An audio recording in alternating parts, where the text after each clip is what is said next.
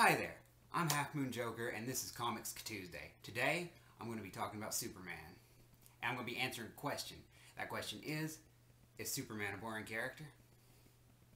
And the answer to this question is absolutely going to be an opinion. And let me tell you, opinions are like assholes. And I'm going to show you my ass.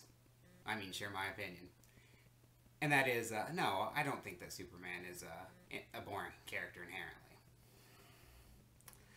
I think that whether or not Superman is interesting for you to read, a bit of personal interest, but it also has a lot to do with how he's written. There's a structure to superhero stories that's primarily evolved since Superman was first printed, but the majority of superheroes have this structure where they're put into a situation and they're facing an enemy or a situation that seems insurmountable. You know, they're outclassed. Imagine Spider-Man fighting the Rhino or Green Goblin, or Batman fighting Bane or Clayface or something like that, you know? It starts off with them at a disadvantage, and then they struggle, and they're committed, and they outsmart their opponents, and then they come out ahead. That's much more difficult to do with Superman because he is so powerful.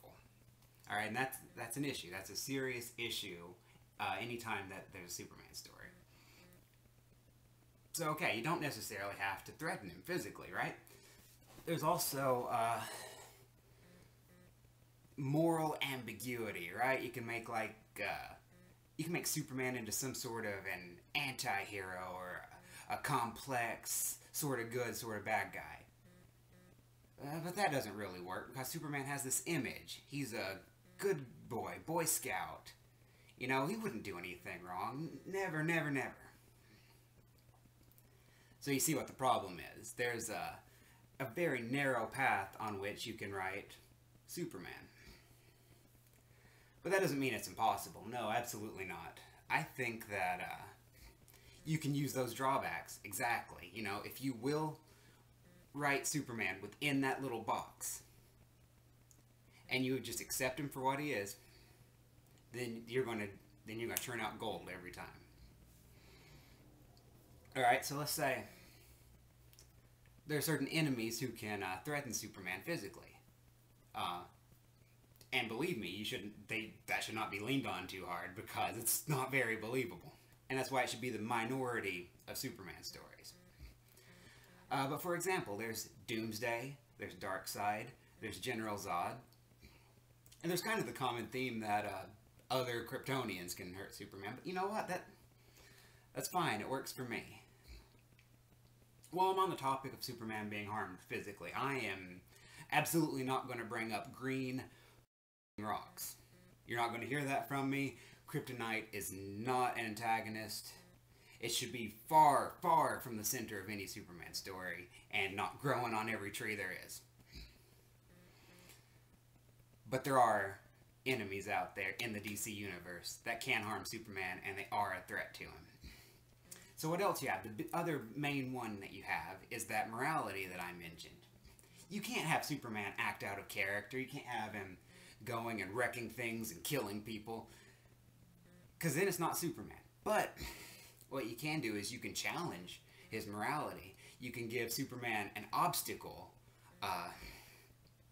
You know, someone's not going to hurt him, sure, but you can use a villain, like, let's say, Lex Luthor. Lex Luthor is iconic because he challenges Superman, and we all know that there's no way that Lex Luthor can come up and kick the crap out of Superman. That's not what's going on.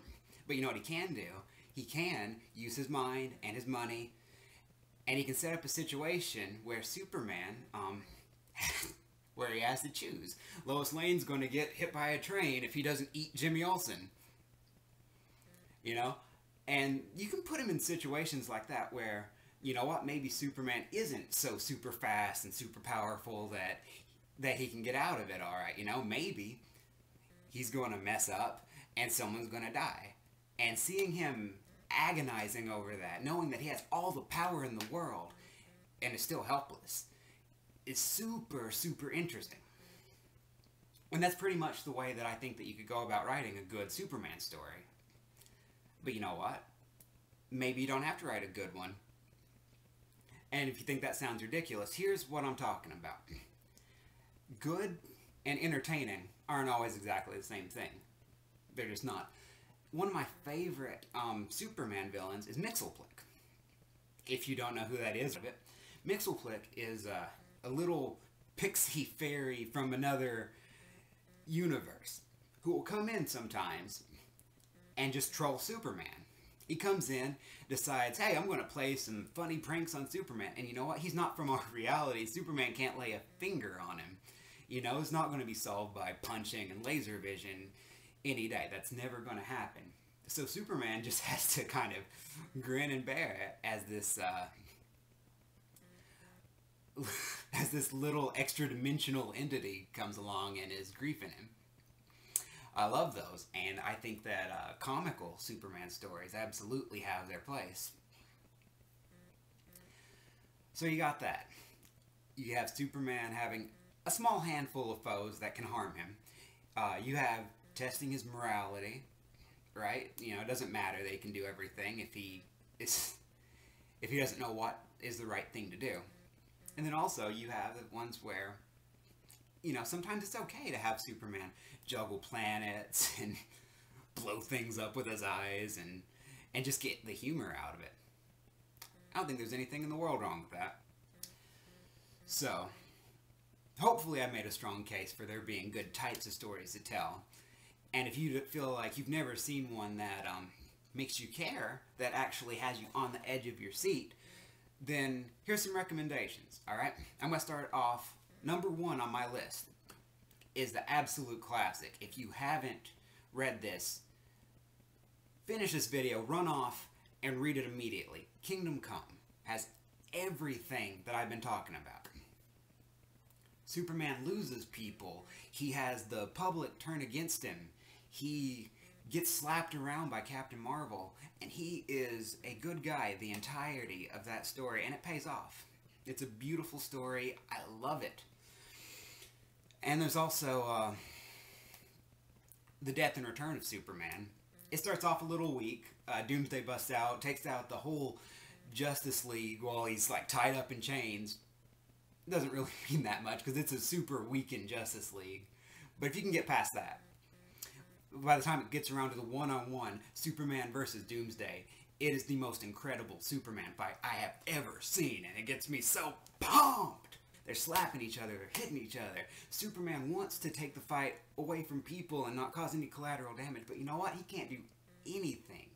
It's all he can do to keep getting in hits on Doomsday. And it ends with the both of them dying, and spoilers, Superman comes right back. But by the time he does, he's got a handful of other super people trying to take his place, take his legacy. And then the morality comes into play, that Superman is the only one of them that is 100% a good guy, and, you know, there's a struggle with that, so that is worth your time. The CW show, Smallville, or as the WB when it started, Smallville, you can pretty much pick any episode from any season, and you got yourself at least a decent watch. The absolute best episodes of that show frequently, very frequently, have nothing to do with super fights. You know, it's not focused on Superman, it's focused on Clark Kent. But you know what? That's a very wise decision. It's a very smart move. Because they make me care about Clark Kent, and so many versions of Superman adaptations don't make me care. I'm there to watch Superman punch things, yeah. But then Smallville comes around, makes me care about Clark Kent, and it set a new standard for what I want from a Superman story. If there are any of those stories that you haven't heard of, or haven't read, or haven't gotten around to enjoying yourself, absolutely do that, and you just might be glad you did. I really do believe that Superman can not only be an interesting character, but be one of the best there is out there. All you gotta do is be careful with the story, and realize the box that Superman is in, and just rock it. You gotta own Superman as a character. Because there's a lot of good in there. So that just about does it. And it's time for the viewer question of the week. If you could choose any ridiculous superpower to give to Superman, what would you want him to have? For me personally, I want him to secrete chocolate syrup out of his tear ducts.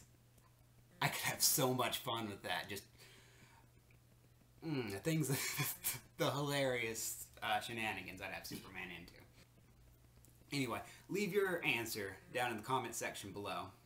And don't forget to like, comment, and subscribe. Next time on Comics Tuesday, Hellboy versus Hello Kitty. Who would win? We'll find out. I'll see you next week. Thanks for watching.